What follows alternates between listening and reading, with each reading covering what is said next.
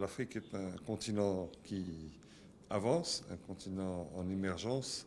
Et pour dire émergence, il faut des moyens financiers importants.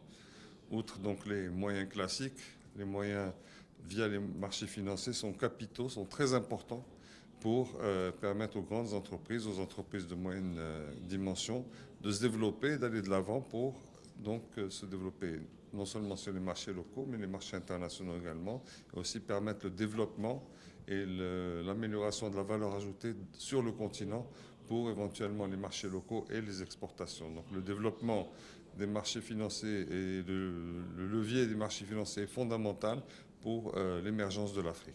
Aujourd'hui, force est de constater que plusieurs entreprises, des PME, à la recherche de financement ne pensent que directement au financement bancaire, alors que le marché financier est un atout majeur pour pouvoir lever des capitaux. Mais comment est-ce qu'on permet à ces entreprises-là d'avoir accès au marché financier?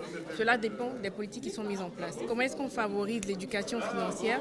Cela dépend des politiques qui sont mises en place. Donc autant le cadre réglementaire, le cadre fiscal, le cadre légal est nécessaire à être bien établi pour favoriser en tout cas le développement du marché financier, autant les acteurs que nous sommes doivent y participer, mais nos politiques également doivent mettre en place des stratégies, des programmes qui permettent d'accompagner le marché financier. La promotion même du marché aussi est importante parce que, voyez-vous, dans notre région par exemple, peu de gens même savent l'existence même du marché des capitaux.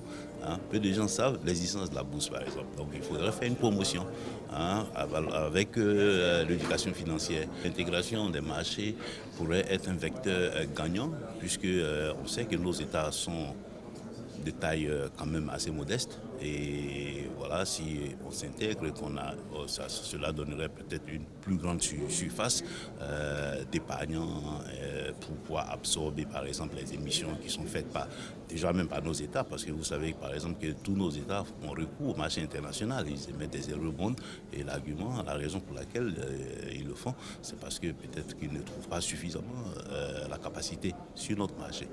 Donc l'intégration pourrait quand même remédier à cela.